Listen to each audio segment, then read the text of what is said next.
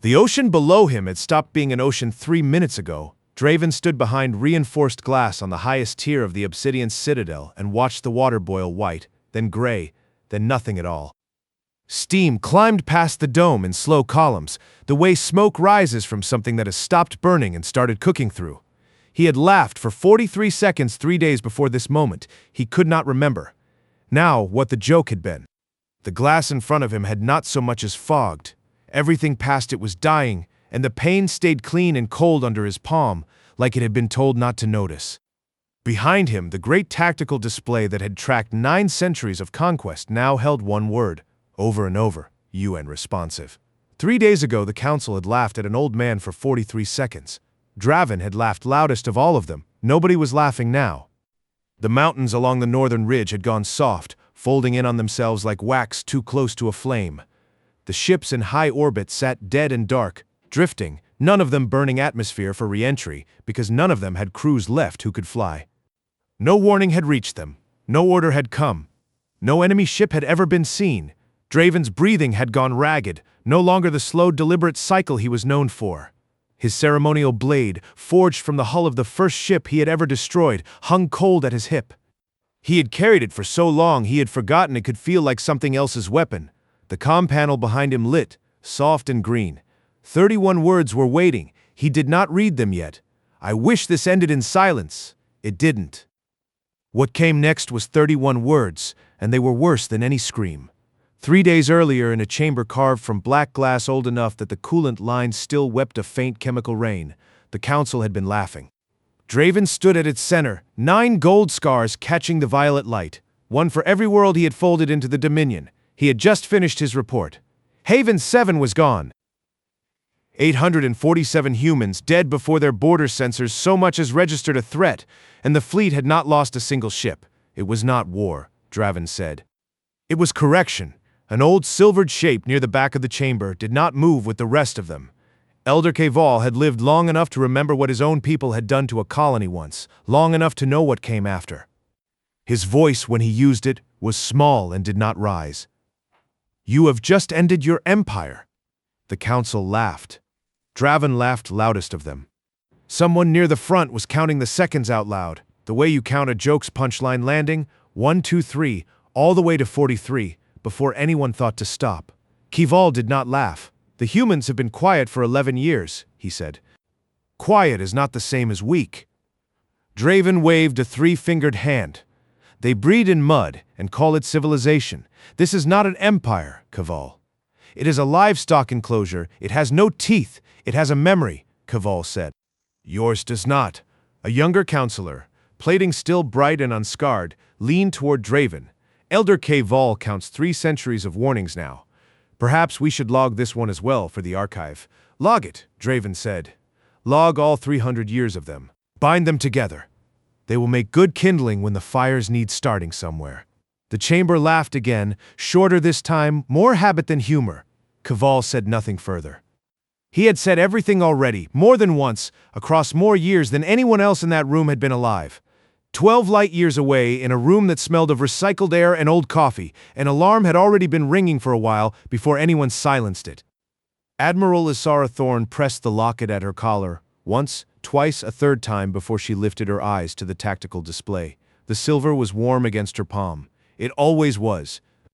Inside the cracked case, a woman and 2 children stood forever in front of a prefab habitation unit that no longer existed anywhere except in that photograph. She had been awake for longer than she could easily count, and she had been waiting for this alert for longer than that. Haven 7, she read. Then she read it again. 847 souls. Commander Vasquez came in without knocking scars across her knuckles from an old training accident, a small photo of her wife and children propped against her console like it lived there. Ma'am, it's confirmed. No survivors. Thorne set down her tea, poured from a pot older than half the people currently on duty. Get me Hera.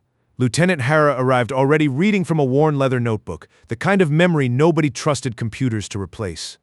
Corporal Morrison trailed behind her, one side of his face still healing from an outpost fire nobody had explained to him yet. He kept saying the same thing, quietly to no one. They didn't even warn us. They didn't even warn us. Corporal, Thorne said not unkindly. Go get some rest. You did your part when you called it in.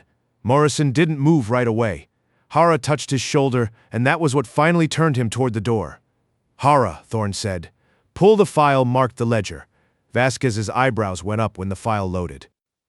Ma'am, this predates most of the people in this room. It predates you, Thorne said. It predates this building. It does not predate the reason we built it. The ledger was 47 years old, a doctrine written by people who had understood something the rest of the galaxy had not yet learned, that proportionality was not the same size as the wound. It was the smallest force that guaranteed the wound could never be reopened. Not revenge, arithmetic. Hara scrolled through pages that had never been touched outside of drills. It's never been activated. Not once in 47 years. It's been maintained for 47 years, Thorne said. Waiting is not the same as forgetting. Vasquez looked at the file's authorization tier and went quiet for a moment. Ma'am, this requires sign-off from 6 other parties. Open the channel to the Accord. The channel opened onto 6 different kinds of silence. Each one answered in its own way. A harmonic hum from somewhere pale and blue. A set of short-clipped bursts from something with 4 arms. A trill, a pulse of light instead of a voice. We don't have 6 other parties. We have exactly 6 other parties, Thorne said. They've had a name for their agreement longer than you've been alive. A low growl of assent, a chittering that resolved, eventually, into a single word repeated by a translator. Ready. They've been ready a long time, Vasquez said quietly. 320 years on average, Thorne said. We're the ones who were late. She pressed the locket once more, and did not let go of it this time. Vasquez, she said. Wake the others. All of them. Tell the Valeth to start watching the vector the Valdari always use. Tell the rest it's time. Vasquez went still. Ma'am, are we? We've been waiting 11 years, Thorne said. Activate Protocol Beta. The order moved faster than sound.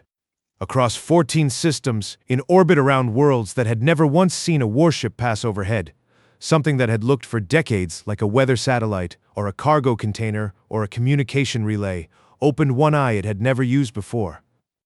The Valeth felt it first, the way they felt everything first. A shift in the dark, faint and pale and building, still 3 hours out, moving through the same vector the Valdari fleet always used, because arrogance does not believe it needs a second route.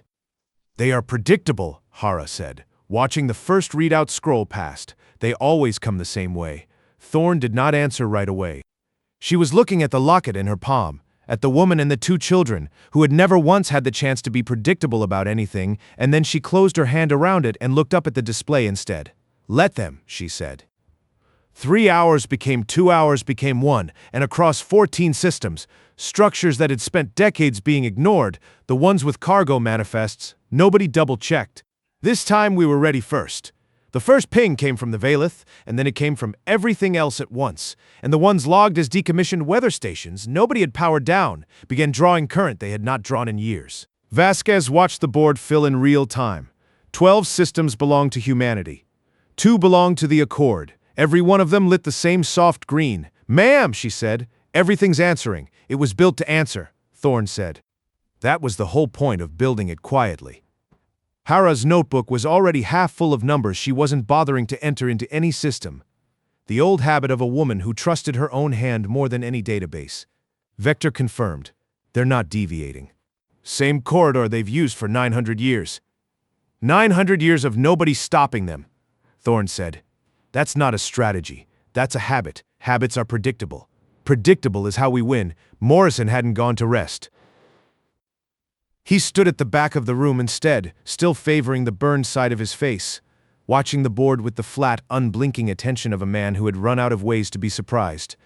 Nobody told him to leave a second time. The Tessari came online next, 4-armed and unhurried, even under pressure, their voice arriving through the translator in short, clipped bursts that never wasted a syllable. Logistics confirmed. Payload seated. Awaiting release. Then the Balisi, bright-crested and quick, trilling something that resolved into 2 systems, both clear, both patient. The valley pulsed light instead of sound, and the translation crawled across the bottom of the display like something too fragile to be spoken aloud. We see them before they see themselves. They've had 3 hours to get ready, Vasquez said. We've had 11 years. We had 11 years to wait, Thorne said. We've had 8 minutes to actually move. Don't confuse patience with speed. We're about to need both. She pressed the locket again, but this time it wasn't habit, it was a countdown. On the Valdari side of the dark, the fleet moved the way it always moved, unbothered, unwatched. Certain, Draven stood on the bridge of the flagship, 3 days removed from the laughter in the chamber, still carrying the taste of it in the way he held his shoulders.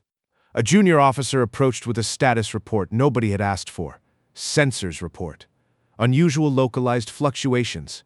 14 systems. Low priority. Define low priority, Draven said. Not looking away from the tactical plot, consistent with orbital debris, or weather monitoring equipment recalibrating. Draven allowed himself something close to amusement. The humans recalibrate their weather more than they recalibrate their fleet doctrine. Log it. Move on. The order was so small, so unremarkable, that nobody in that chamber would remember giving it, and nobody would remember hearing it by the time there was no one left alive who had been in the room. Every step of it, the first wave broke cover in a pattern too clean to be anything but deliberate, a mathematically perfect spiral. Platforms peeling away from their disguises one after another, container hulls splitting open. Back on the Earth defense side, Hara's voice cut through the low hum of the operations floor. Ma'am, first platforms are exiting stealth. Let them be seen, Thorne said. There's no version of this where surprise matters anymore. They need to know it was us. Relay dishes folding back to reveal something else entirely underneath. From the Valdari side, for the first 8 minutes, none of it registered as anything more than debris. By the 9th minute, the junior officer was back, and this time his voice had lost its flatness. Sir. Define moving, sir. I don't have a category for this. Somewhere behind Draven, an older officer, one who had served long enough to remember losing something once, decades ago. The fluctuations are moving. They are moving toward us. Draven turned from the plot for the first time in an hour. Before the Empire had grown too large to remember losing anything, set down the readout in his hands very slowly, like it might still be wrong if he was gentle with it. Sir, the older officer said, I think it's time to stop calling it debris. Draven did not answer.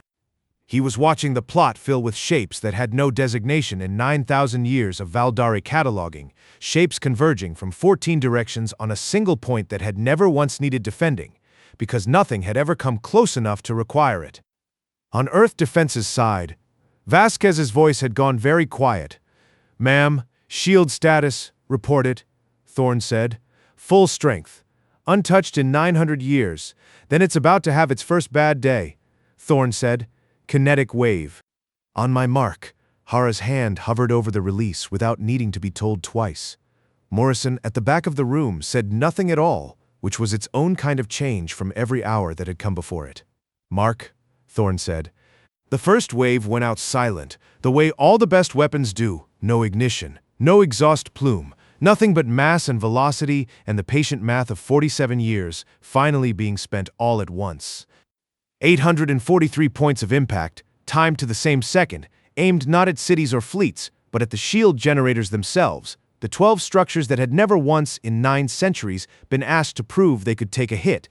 On the Valdari plot, the shapes stopped being unclassified and became, in the space of a single heartbeat, unmistakably weapons. Shield status, Draven said, and his voice, for the first time in longer than anyone in that chamber could remember, was not steady. 42 seconds, the older officer said. That's the projection. 42 seconds until it fails. Draven's hand went to the hilt of his ceremonial blade, the one forged from the hull of the first ship he had ever destroyed, and found no comfort in it at all. Now, sir, there is nowhere close enough to recall them to. The chamber was silent in a way it had never been silent before. Not the silence of laughter dying down, but the silence of an entire species discovering, all at once, in the space of 42 seconds. Recall the fleet, he said. Recall everyone. That certainty had been a story they told themselves and not a fact about the world. Somewhere behind them all, an old silvered elder who had lived through this exact silence once before, 600 years ago, on a world far smaller than this one, did not say I told you. He simply closed his eyes and waited, because he already knew what came next, and knowing it did not make it easier to watch a second time. The shield held for 41 of its 42 seconds, and then it simply stopped existing, the way a held breath stops when the body finally gives up on it. Draven felt it before anyone reported it, a change in the ship's hum. The deep architecture of 9 centuries suddenly missing a note it had always taken for granted. "Sir," the older officer's voice had gone past fear into something flatter. "Shield is down. All 12 generators. Simultaneous failure." "Then we fight without it," Draven said, and heard how thin the words sounded even as he said them. Nobody answered. There was nothing left on the plot to fight. The kinetic wave had already done its work and moved past, and what followed it did not announce itself with light or sound at all. It simply arrived, and where it arrived, the ground stopped being ground. On the Earth defense floor, Hara read the numbers off her display in a voice gone completely level, the professional calm of someone who had rehearsed this exact moment in drills for a decade without ever believing she'd need it for real. Second wave confirmed. Antimatter payload, full spread. Ground zero at all 12 former shield points. Confirmed target discipline, Thorne said. No population centers. Industrial and defense infrastructure only. First pass. Confirmed, ma'am. Discipline holding. For now, Vasquez looked up from her console, and for the first time all night, something in her face had gone somewhere else entirely.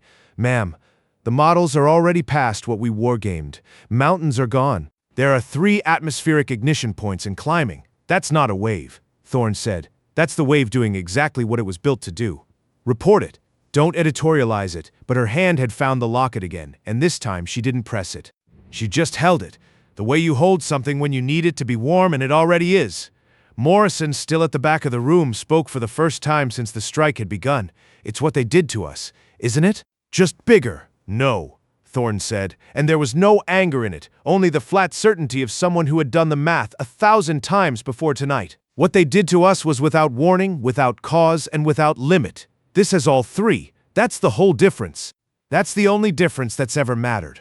Morrison didn't answer that. He didn't need to. He went back to watching the board, and this time his silence had changed shape into something closer to understanding than grief.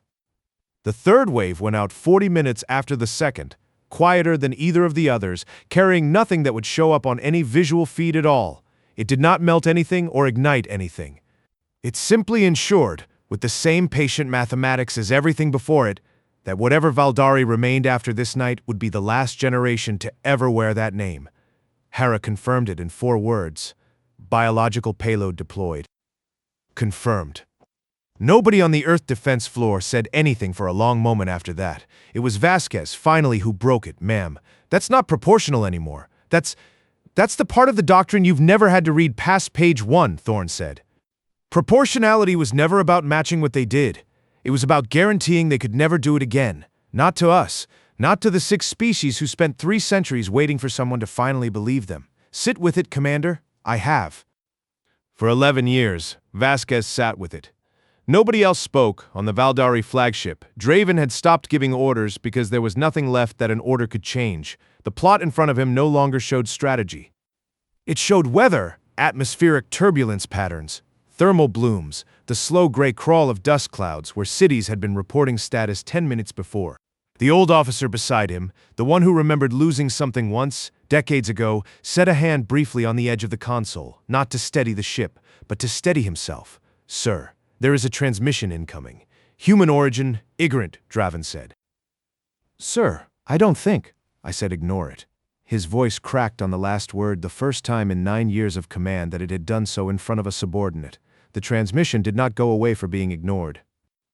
3 hours later, Draven's own scout vessel, the one he had personally ordered forward, the one that had not been targeted, would never be targeted. It simply waited, the same green light blinking patient and untroubled on the console, the way it would go on waiting for as long as it needed to.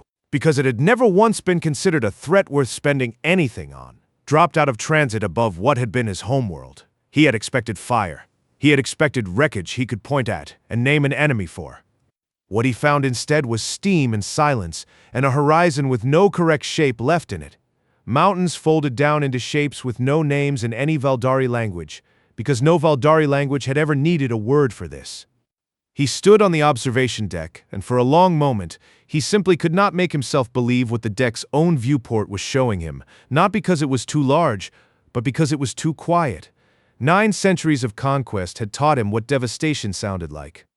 Nobody had taught him it could look like this and make no sound at all. The old officer stood a pace behind him, close enough to be present, far enough to not be asked for comfort he had none to give. "Sir, the transmission, it's still waiting." Draven did not turn around. "Read it, sir. I think you should. Read it," Draven said again, and this time there was no crack in it at all. Only something colder, the sound of a man deciding to know a thing rather than continue not knowing it. The old officer opened the message and read it aloud because Draven's hands, for the first time in 9 years, were not steady enough to hold the pad himself. "You declared war. We just ended yours. That is not vengeance. It is mathematics." Neither of them spoke for a long moment after that. Behind them, far across the ruined curve of the world, the steam kept climbing in slow columns that would take decades to finish dissipating, indifferent to whoever was left to watch them do it. "Sir," the old officer said quietly, "there's more." Draven turned, finally, his bioluminescent eyes gone from amber to something closer to gray than red, the color of a species running out of colors to be. "Then finish it." The old officer's voice, when it came, had none of the ceremony that 9 centuries of Valdari speech usually demanded. It was flat and small, and it was the truest thing either of them had heard spoken aloud in 3 days. They said, "We began with 847. We ended with the whole of what you had left to lose." Draven said nothing. There was nothing left in him built for saying things. He simply stood and watched the steam climb, and somewhere behind his ribs, in a place 9 centuries of certainty had never once needed to visit, something very old and very slow began, for the first time, to understand what Kaval had meant. The old officer did not lower the pad. He simply stood there, holding it, as if setting it down might make the words on it more real than they already were. Draven finally turned from the viewport. His hands had steadied, but something behind his eyes had not, and would not again. "Signal the council," he said. "Tell them I want to speak with the Corvani elder alone. Sir Kaval is aboard the relay station. He requested transport here 3 hours ago." Before the strike finished, Draven said nothing to that for a long moment. Then he knew. "He is known for 300 years, sir. He told us. We logged it as kindling. The transport arrived within the hour." Kaval came aboard slowly. 612 years settled into every joint of him, his silvered fur catching the dim emergency lighting instead of the gold-lit ceremony he'd have walked through only days before. He did not gloat. Before either of them spoke, Kaval reached into a fold of his robe and drew out a small ration wafer, breaking it in half with hands that did not shake, eating a piece of it without urgency, without ceremony. He looked, instead, simply tired, the way a man looks after carrying a weight so long that setting it down doesn't feel like relief, only absence. Draven met him at the edge of the observation deck, where the viewport still showed a horizon with no correct shape left in it. The way a man eats when he has decided the world will still be there in 30 seconds and there's no reason not to feed himself first. "You're hungry," Draven said, and it came out closer to disbelief than accusation. "I am 600 years old," Kaval said. "I learned a long time ago that grief does not care whether you've eaten." He set the other half down, untouched, and looked at Draven properly for the first time. "Ask what you came to ask." "How many?" Draven said. His voice had no ceremony left in it, either. 3.2 billion, Kaval said. "That is the number they gave the council, and it is the only number in this entire war that either side has bothered not to lie about." Draven's legs found the edge of a support strut, and he sat, because standing had stopped being something his body wanted to do on its own. "They killed 847 of theirs. We killed 3.2 billion of ours. That is not proportional. That is not mathematics. It is exactly proportional," Kaval said, "if you measure it the way they measure it. Not by what was taken. By what could never be taken again. You will never threaten another Haven 7, not because you are dead, because you no longer have the world it would take to build the fleet that did it. They could have simply killed me. They didn't want you dead," Kaval said. "You are meant to carry this the rest of your life and tell it to whoever is left to listen, so that no one after you ever laughs for 43 seconds again." Draven's breath went ragged, the deliberate cycle gone entirely now. "They wanted you to understand. A dead man understands nothing." Replaced by something closer to a wound trying to close. "You warned them. 300 years, and you never once said it would look like this." "I never knew what it would look like," Kaval said. "I only knew it would come. Certainty was never my gift. War leader, it was yours. And you have just learned what certainty is worth, measured against a species patient enough to wait 11 years for a single opening. Draven looked past him, out at the ruined curve of the world, and for a while he said nothing at all. When he finally spoke again, it wasn't to Kval, it was closer to a question aimed at no one. There was a woman. On one of the outer rings, she used to send petitions to the council every year, asking that the ring be granted independent trade status. I denied it 4 times. I don't remember her name. Then she is one of 3.2 billion who will never have the chance to ask a 5th time, Kval said. That is the number. War leader. Not a statistic. Every digit in it was a person who woke up that morning assuming there would be another one.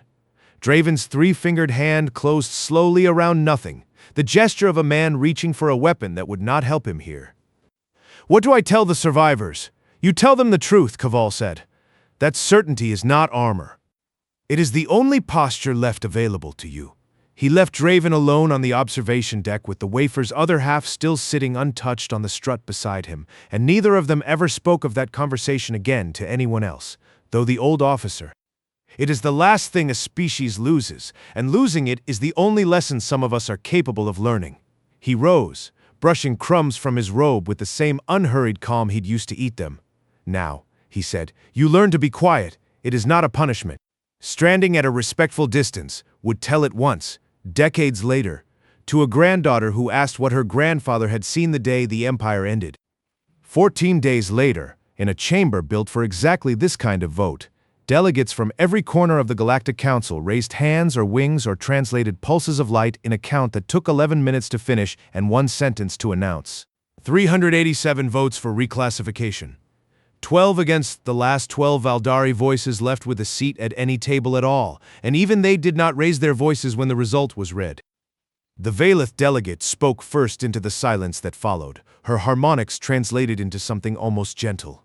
320 years we waited for someone willing to measure a threat honestly. We did not expect it to cost what it cost. We are grateful regardless, and we are not proud of being grateful. The Tessari representative added only 4 words, characteristically unwilling to spend more than that on anything. The math was sound. Nobody else on the Allied side spoke. There was nothing else that needed saying, and every one of the 6 species who had waited 3 centuries for this vote understood, in their own way, that relief and grief could occupy the same 14 minutes without contradicting each other. At Earth Defense Command, Vasquez read the final tally off a side display and set it down without comment. Hara closed her notebook for the first time in 3 days, the leather cover worn soft at the corners from a decade of use nobody else in the building could match. Morrison, still favoring the burned side of his face, stood at the window instead of the door, watching a sky that had stopped feeling like a threat sometime in the last 2 weeks without anyone quite noticing when it happened. We were never a livestock enclosure, Vasquez said quietly, more to herself than to anyone in the room. We were a ledger, and the Valdari just made an entry. Ma'am, Hara said, looking up from the now-closed notebook, the ledger file. Should it be resealed? Or updated? Leave it open, Thorne said. It's not finished being a doctrine, it's only finished being untested. Morrison turned from the window at that, the first time he'd spoken since the strike had ended 2 weeks before. Ma'am. Did we win? Thorne considered the question longer than its simplicity seemed to deserve. We stopped losing, she said finally. I don't know yet if that's the same thing. Ask me again in a year. Morrison nodded slowly, like a man filing an answer away rather than accepting it, and turned back to the window without another word. She reached up and unclasped the locket from her collar, held it a moment in her open palm, the hairline crack catching the light the way it always had. Thorne stood a little apart from the others, by the glass, the tactical display behind her finally quiet for the first time in 11 years, the woman and 2 children inside it still standing forever in front of a home that no longer existed anywhere except in that photograph. She pressed it once, not to remember the dead. She had done that enough for 1 lifetime, every night for 11 years, in a room nobody else had ever been allowed into. She pressed it to remind herself why the living deserved mathematics, and not mercy, and never again a war that started because someone assumed silence meant nothing was being counted. The silver was cold now. It had done its work. She closed the locket and did not open it again when Earth finally spoke. It did not shout. It simply completed the ledger.